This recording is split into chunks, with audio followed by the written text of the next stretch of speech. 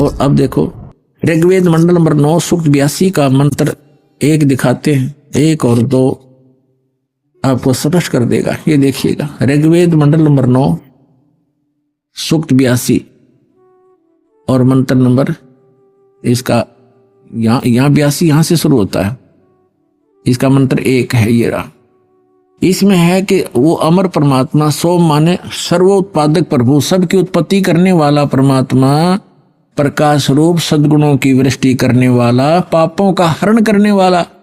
महर्षि दानव कहता भगवान पाप नाश नहीं करता, आयुर्वेद कहते हैं पापों का हरण करने वाला, नाश करने वाला है। राजेव, राजा के समान, राजेव। ये देखना हम 269 पृष्ठ पर पढ़ रहे हैं, नहीं तो कहेंगे दूसरा पृष्ठ बदल गया होगा। अब 270 पे दिखाते हैं आपको, ये 270। राजा के तो उधर पढ़ दिया समान, राजा के समान दर्शनीय है, दसम देखने योगा है, राजा के समान है देखने में। पृथ्वी आदि लोक लोकांतरों के चारों ओर शब्दमान हो रहा है।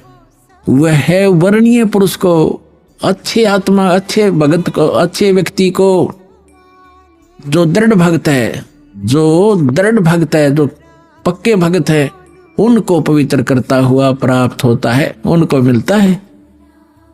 जिस प्रकार विद्युत आकाशीय बिजली सन्हे वाले स्थानों को आधार बनाकर प्राप्त होता है, जैसे पहले वर्षा के दिनों में हमारे घरों में एक कांसी धातु होती थी, कांसी, उसके थाली बेले गिलास कटोरे हुआ करते थे।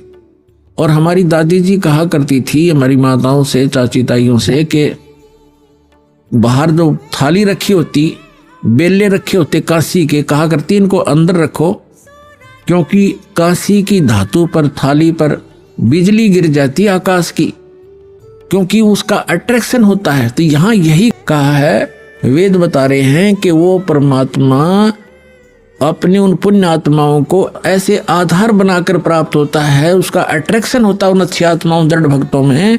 जिस प्रकार आकाशीय बिजली धातु विशेष पर अट्रैक्ट होकर उसी पर आधार बनाकर आती है। बता के कसर छोड़ दी, क्या कमी छोड़ दी वेद ने बताने में। अब आगे देखो ऋग्वेद मंडल नंबर 9 सूक्त 82 का मंत्र नंबर 1 आपने पढ़ लिया। अब दो में क्या बताया है, किस लिए आता है वो।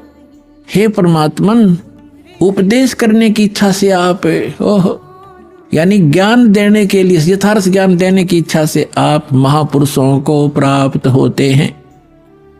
हो गया स्पष्ट।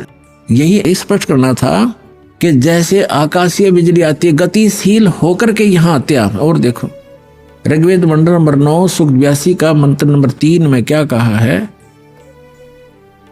पवित्र यज्ञों में रक्षा से आप प्राप्त होते हैं। पृथ्वी आदि लोकांतरों में गति करते हुए, सर्वव्यापक नहीं, आप है, गति करते हुए, ये गलत लिखा है, ये अपनी सोच थोड़ी अड़ाई है। आप माने आप स्वयं गतिशील होकर विराजमान होते हैं। है